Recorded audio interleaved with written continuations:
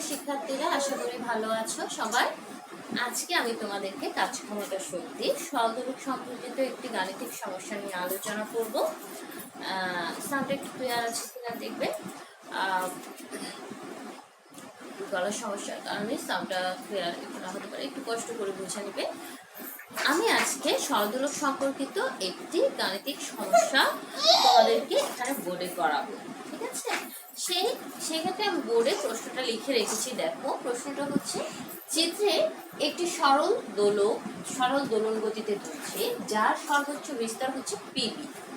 2 KG ভরের একটি ববের 4টি অবস্থান হলো এ, বি, সি, ডি, যেখানে পিভি ইকুয়াল টু 0.6 মিটার এবং O equal to OV equal to OC equal to O D is equal to 1 metre. প্রশ্ন হচ্ছে, এই বিন্দুতে ববটির বেগ নির্ণয় করো। সেকেন্ড কোয়েশ্চেন হচ্ছে, উদ্দীপকের দোলকটিতে যান্ত্রিক শক্তির ব্যত্যয় ঘটবে কিনা গাণিতিকভাবে ব্যাখ্যা করো। এখন সরল দোলন গতিতে যখন ববটা ঘুরছে তখন কি ঘুরছে, কি হচ্ছে, আমার এ বিন্দুতে যদি ব্যাগটা নিতে যায় তাহলে আমার সর্বোচ্চ বিস্তারটাকে দরকার। এই বিন্দুতে সর্বোচ্চ বিস্তারটা কতটুকু উচ্চতায় আছে তাকে দরকার, তাহলে ওগুলো বের করতে হবে। সর্বপ্রথম আমাদেরকে উদ্দীপক অনুসারে চিত্রটি আঁকতে হবে। যদি আমি চিত্রটি আঁকতে না পারি তাহলে আমার ম্যাথটা আমি সম্পূর্ণ ক্লিয়ারলি করতে পারবো না। আমি যদি প্রপারলি চিত্রটা আঁকতে পারি তাহলে আমার ম্যাথটা আমি ক্লিয়ার ভাবে করতে পারবো। এখন একটু দেখো, প্রশ্নটা আমি তোমাদেরকে একটু কাছ থেকে দেখাই, পারছো কিনা দেখো।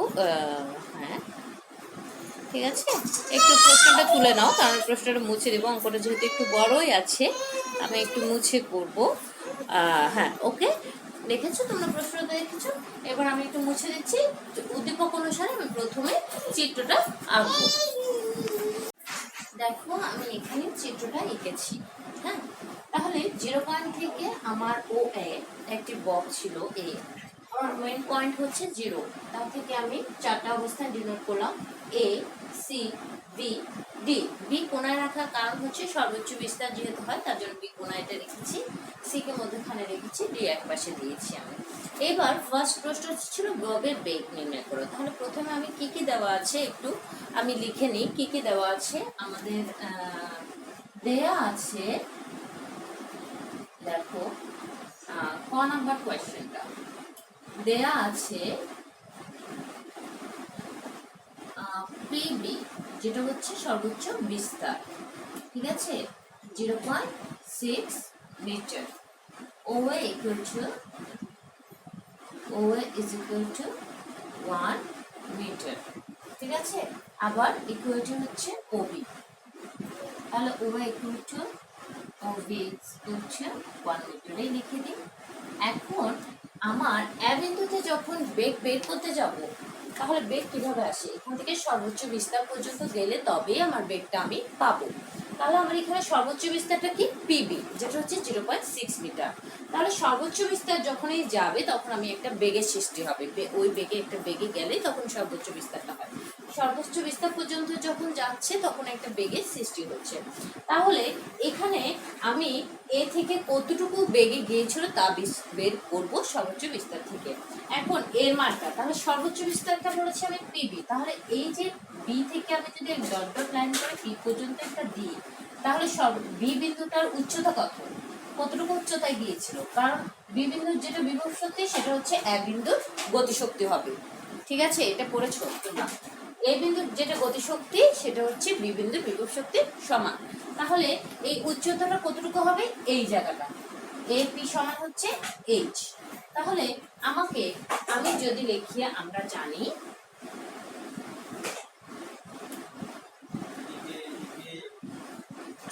জানি কি জানি, এই বিন্দুর গতিশক্তি, এই বিন্দু গতিশক্তি ইজ ইকুয়াল টু কি, বি বিন্দু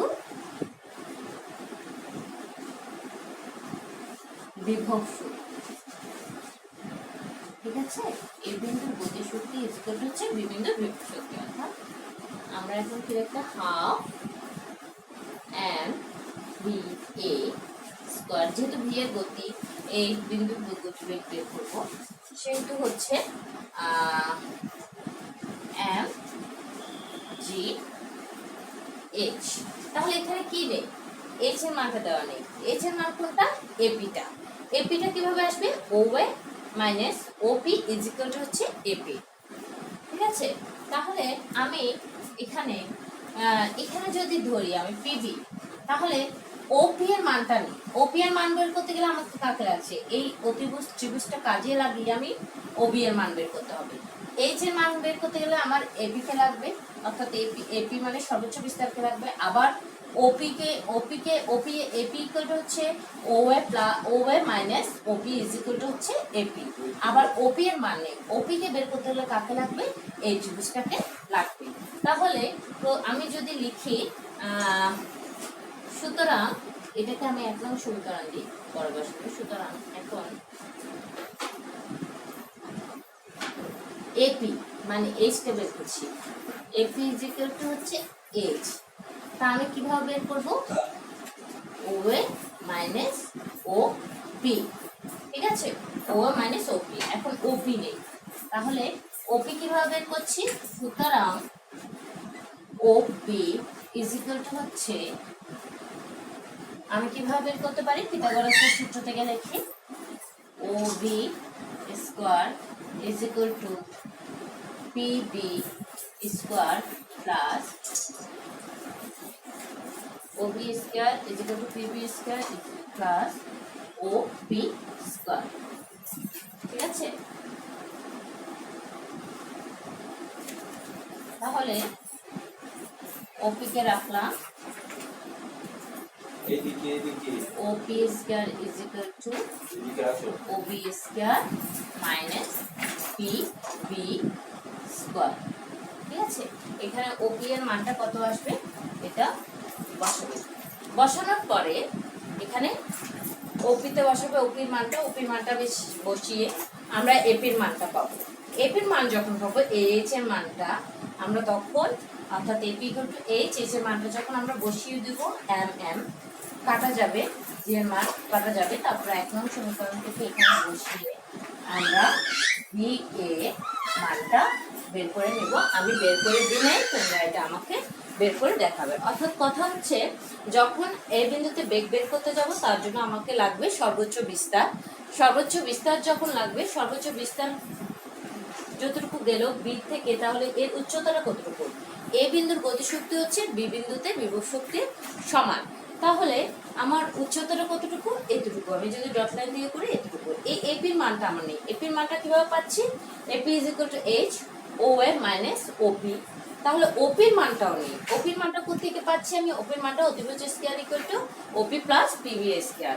এখানে ওপির মানটা বের করলাম, ওপির মানটা যখন বের করব, ওপির মানটা এখানে বসিয়ে এইচ এর মানটা বের করব, এইচ এর মানটা এখানে বসিয়ে পি এর মানটা এখানে বের করে দিলে আমি বেগের মানটা পেয়ে যাব। ঠিক আছে, এখন আমরা সেকেন্ড কোয়েশ্চেনটাতে আসি, নেক্সট কোয়েশ্চেনটাতে আসি। চলো এটা একটু ভালো করে দেখে নাও।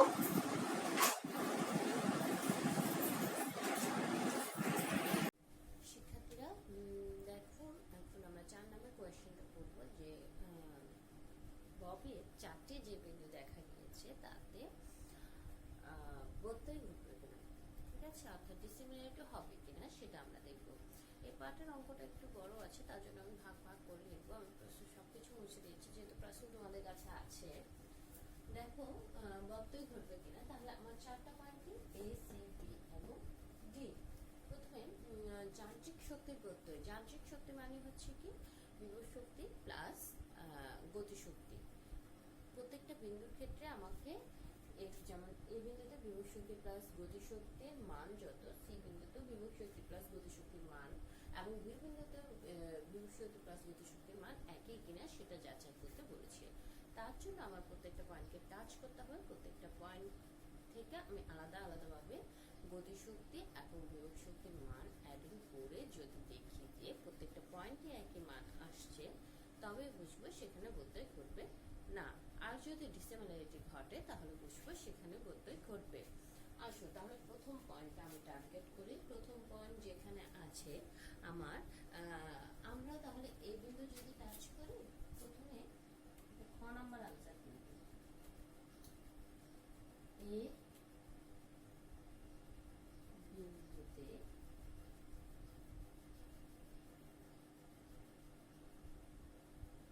যান্ত্রিক শক্তি equal to a বিন্দু গতিশক্তি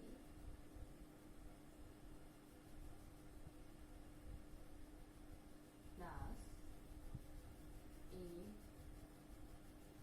বিন্দু বিভব শক্তি। যান্ত্রিক শক্তিকে আমরা কি দ্বারা ডিনোট করি? ই কে দ্বারা। ঠিক আছে, যদি আমি ই কে এই দিই, ঠিক আছে, এ বিন্দুর গতিশক্তি প্লাস এ বিন্দুর বিভব শক্তি। হ্যাঁ, অর্থাৎ এটা যদি ফর্মালি ইকুয়েশনে লিখি, গতিশক্তি কে এ প্লাস বিভব শক্তি ইউ। এবার আমি এটাকে ফর্মুলায় নিই, মানে কি দাঁড়াচ্ছে half M V A square plus M G H A, এটাই তো। এখন হাফ এম ভি স্কোয়ার এই বিন্দুর গতিশক্তি, এই বিন্দুর বেগটা আমি পেয়েছি না, তাহলে এখান থেকে আমি পাবো বেগটা এম জি এইচ।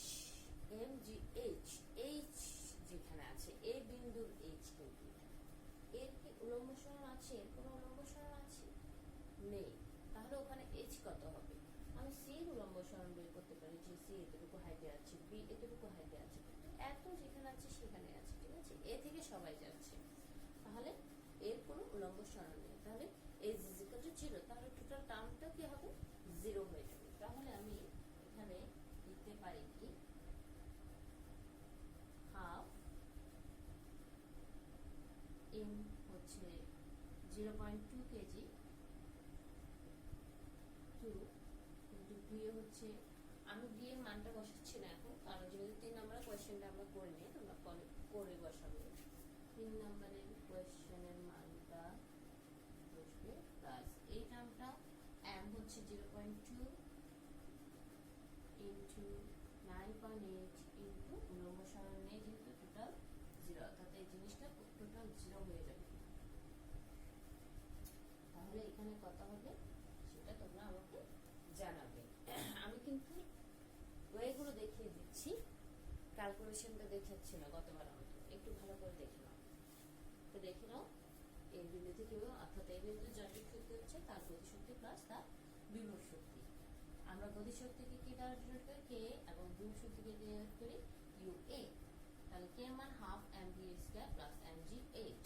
এখানে হাফ এম 0.2, ভি এর মান আমি 3 নাম্বার থেকে পেলাম এম, জি এর মান 9.8, এইচ এর কোনো উলম্ব সরণ নেই। একটু দেখে নাও, তোমরা লিখে তুলে নাও, ঠিক আছে, একটু তুলে নাও, তারপর সেকেন্ডটা করায় ইচ্ছা, মানে একটা একটা পার্ট ধরে ধরে করতে হবে, কারণ যেহেতু আমার বোর্ডটা ছোট, আমাকে মুছে মুছে করতে হবে, খাতায় তার জন্য তুলে নিতে বলছি তোমাদেরকে।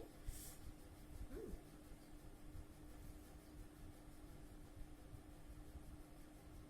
নাও।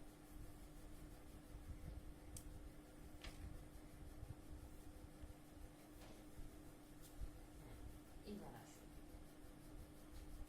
এবার আমি যাব কোন পয়েন্টের মধ্যে? এ শেষ, তারপর আমি যাব বি এর ক্ষেত্রে। তাহলে বি এর ক্ষেত্রে যদি হয়, আমি এখানে জাস্ট লিখে দেব ডি বিন্দুতে যান্ত্রিক শক্তি ই কে বি দিলাম, এই পয়েন্টগুলো আমি বি করে দিলাম, এটা আমি বি করে দিলাম, কে বি ইউ বি, অর্থাৎ আমি বি বিন্দুর যান্ত্রিক শক্তিটা করাচ্ছি, তাহলে সবকিছু আমি বি করে দিলাম। তাহলে এবার আসো, আমি half M V B square plus M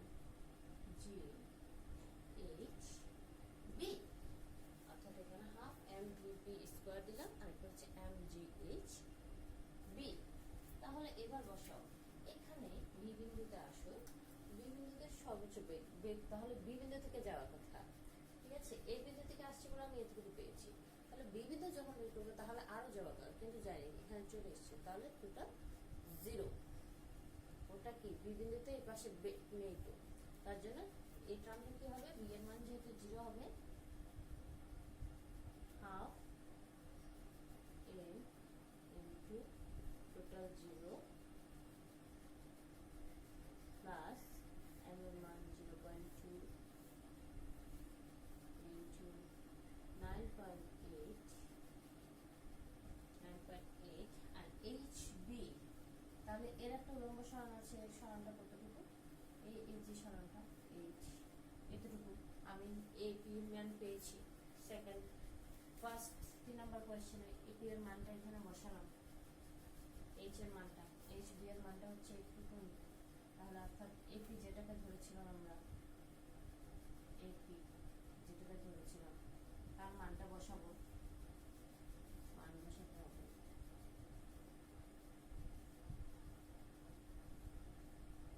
মান বসিয়ে এই টার্মটা টোটাল 0, এই মানটা চলে আসবে এখানে, ঠিক আছে? মানটা চলে আসবে, অর্থাৎ বিভিন্ন গতিশক্তি কি, বিভিন্ন যান্ত্রিক শক্তি, বিভিন্ন গতিশক্তি প্লাস বিভিন্ন বিভব শক্তি, তাহলে কেভি প্লাস ইউভি, কেভি হচ্ছে half M V square plus M G H B, B, তাহলে বি এখান থেকে যাওয়ার কথা, তাহলে বি তো ন্যাচারালি ওখান থেকে শুরু হচ্ছে না, তাহলে বি এর মান এখানে বি এর মান হচ্ছে 0, টোটাল টার্ম 0 হয়ে যাবে। 0.2 9.8 এইচবি, বি এর উচ্চতা কতটুকু, এখান থেকে যখন দিয়েছেন এইটুখানি এখানে অবস্থিত আছে, তাহলে মানটা বের করছি কিভাবে, এইভাবে এইটুখানি, এপি এর যেটা এপি এইচ সমান যেটা বের করেছিলাম সেই মানটা এখানে বসিয়ে মানটা তোমাদের বের করতে হবে। এটা তুলে নাও, একটু তুলে নাও, তারপর আমি থাকটা দেখিয়ে দিচ্ছি।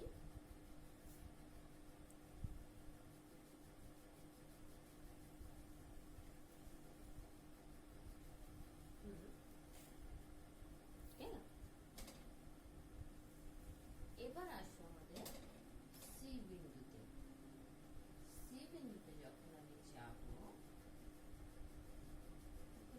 তার জন্য আমি উঠছি না, কি আছে,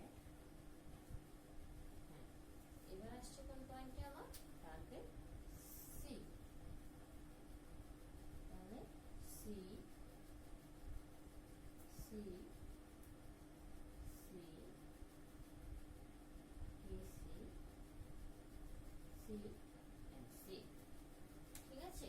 কেসি ইউসি সবগুলো আমি সি বিন্দুর ক্ষেত্রে বের করতে করছি, তাহলে আমার half M B C square plus M G H C. এবার আসো, সি হচ্ছে এমন একটা পয়েন্ট যেখানে বেগও থাকে, গতিশক্তিও থাকে, বিভব শক্তিও থাকে, কেননা সে মাঝখানের পয়েন্টে বিলং করছে, তার তাহলে গতিশক্তি বিভব শক্তি দুইটাই থাকবে, তাহলে তার ক্ষেত্রে আমাকে ওই যখন একটা পয়েন্ট থেকে শুরু করে না, তার গতিশক্তিটা থাকে, বিভব শক্তিটা থাকে না, যখন সর্বোচ্চ পয়েন্টে যায় ওখানে তার গতিশক্তি থাকে না, বিভব শক্তিটা থাকে, কিন্তু যে মাঝামাঝি বিলং করে তার দুটো জিনিসই থাকে, অর্থাৎ এখানে সি মাঝামাঝি পয়েন্টে বিলং করছে, তাহলে তার ক্ষেত্রে দুইটাই বিলং করছে, তার ক্ষেত্রে আমাকে দুইটাই বের করতে হবে। তাহলে ভিসি এর মান আমাকে এখন বের করতে হবে। ভিসিটা কিভাবে আসবো দেখো, তাহলে ভিসি করার আগে আমি দেখি এখানে আমার কি কি নেই, ভিসি এর মানটাও বের করতে হবে, আমার এসি এর মানটাও বের করতে হবে। তাহলে আমি এখানে এই মানটাকে আমি 1 নং দিয়ে রেখে দিলাম, কারণ এখানে ঝামেলাটা করছি না। তাহলে আমি ফার্স্টে এসসি বের করি, এসসি যদি বের করে সে কতটুকু আছে, সি পর্যন্ত, তাহলে তার হাইটটা কতটুকু মেজার করছে দেখো, এইটুখানি না এইটুখানি, ঠিক আছে? তাহলে এসসি কতটুকু, এইটি, এই এসসি কিভাবে পাবো আমাকে একটু বলো তো, এসসিটা পাওয়ার, সি বিন্দুতে উলম্ব সরণ হচ্ছে কি আমার এখন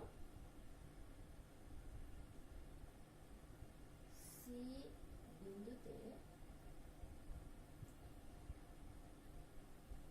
উলম্ব সরণ AC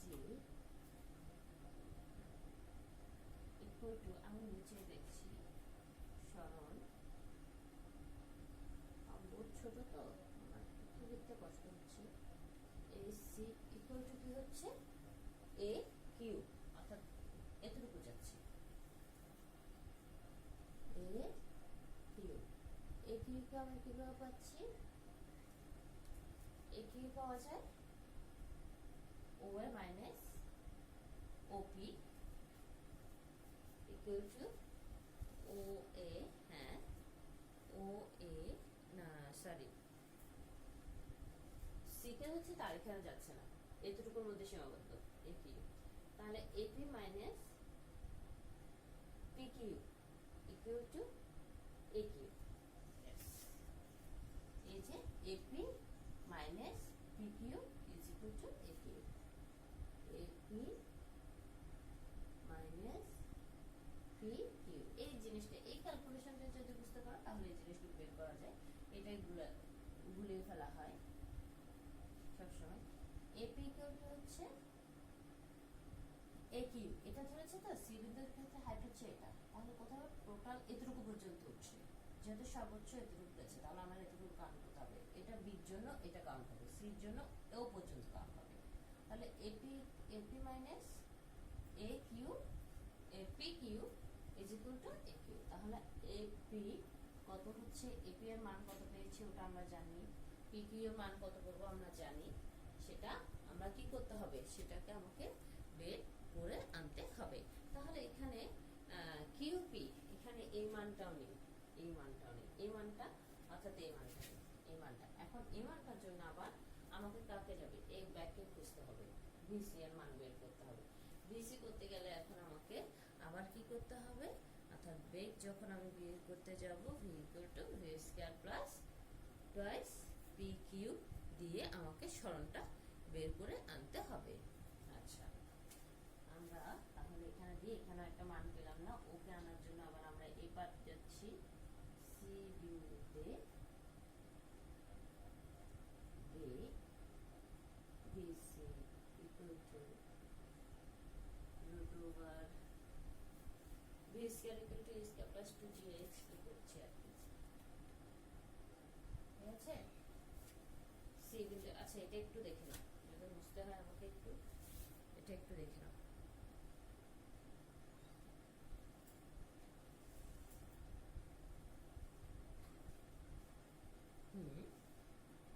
দেখে দিয়েছো?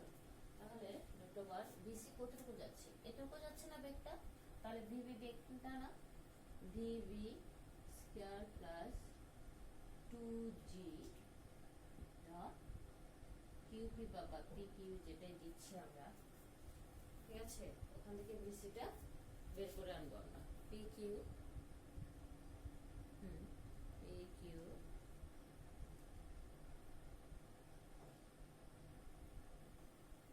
একটু লেখা, আমার মনে হয় একটু বুঝতে হবে আমার, যাই হোক। আচ্ছা এটা একটু তাড়াতাড়ি তুলে নাও তোমরা, তাড়াতাড়ি তুলে, তাহলে আমি একটু লিখতে পারবো।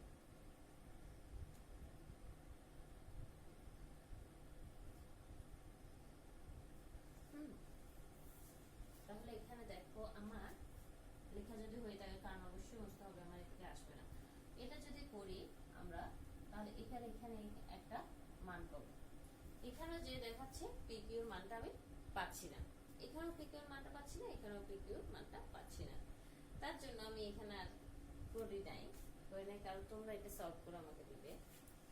যে গেল, যাওয়ার পরে আমি সি বিন্দুতে ব্যাগের মানটা এখানে বসাও, এইচ এর মানটাও এখানে বসাও, এখানে ক্যালকুলেশনের পরে অর্থাৎ এবার 1 নং থেকে 1 নং এর মান বসিয়ে, 1 নং এর মান বসিয়ে, কারণ এখানে PQ এর মানগুলো পাওয়া যাচ্ছে না, এগুলো এ মান একসাথে হয়ে এখানে বসার পরে কাটাকাটি করে মানটা আসবে, মান বসিয়ে 1 নং এর মান বসানোর পরে অর্থাৎ half EKC equal to half MBC square plus MGAC, AC এর মান পেয়েছি, এর তো এসে বসাবে। এটা এপি দিয়ে অ্যাপি এর মানটা 3 নম্বরে যা বসবে মাইনাস এত হবে। এখানে মানটা পিকিউ থাকবে দুই পাশে, পিকিউটা এখানে পিকিউ এখানে পিকিউ থেকে কাটাকাটি করে এসে তারপর মানটা বসে জিনিসটা ফিল আপ করবে। ঠিক আছে, অর্থাৎ half M V C square M G H. H এর মানটা আমি এখানে পেয়েছি হাইটিং থেকে বের করছি। আবার সি বিন্দুতে ব্যাকটা আমাকে বের করতে হবে। এখানে পি কিউ টার্মটা কোনোভাবেই যাচ্ছে না আগের মতো। আবার সি বিন্দুতে যখন ব্যাক করতে যাচ্ছি তাও পি কিউ রয়ে গেছে। তাহলে আমার পি কিউ একমাত্র যাওয়ার সমাধান হচ্ছে যখন আমি সমীকরণটাতে বসাবো তখন তারা এমনিতেই কাটাকাটি করে ইকুইভ্যালেন্ট হয়ে যাবে। তখন E K equal to half M C square plus M G H. হ্যাঁ, এম জি এইচ এর মানটা বসিয়ে পি কিউ এর মানটা বসিয়ে আমাকে কোয়েশ্চেনটা করে দেখাবে। আমি এখানে ইনকমপ্লিট করে রাখলাম, তো তোমরা পারো কিনা তার জন্য করে দিয়ে আমি ইনকমপ্লিট করে দিলাম। তোমরা কোয়েশ্চেনটা করে আমাকে দেখাবে। এটা একটু তুলে নাও তবু ভালো করে তুলে নাও। এইভাবে যখন আমি এতগুলো করালাম, এ পয়েন্ট বি পয়েন্ট এবং সি পয়েন্ট তিনটাই করালাম, তোমরা দেখবে কি এ পয়েন্ট বি পয়েন্ট এবং সি পয়েন্টে মানটা সমান আসছে কিনা। যদি সমান আসে তাহলে এখানে কোনো ব্যত্যয় ঘটবে না, আর যদি সমান না আসে তাহলে বুঝতে হবে এখানে ব্যত্যয় ঘটবে। ঠিক আছে, হ্যাঁ, প্রশ্নটা ভালো করে তুলে নাও, আমাকে আনসারটা দিবে, আমি তোমাকে কমেন্ট বক্সে কমেন্ট করবো। তারপর দেখো, এতটুকু করার পরে আমি সরলদোলকের অঙ্কগুলো করে দিয়েছি। আমি এগুলো কিন্তু ক্লাসেও করেছিলাম, তোমাদেরকে ডিভিশন ক্লাস। এটা আমার কথা বলতে কষ্ট হচ্ছে।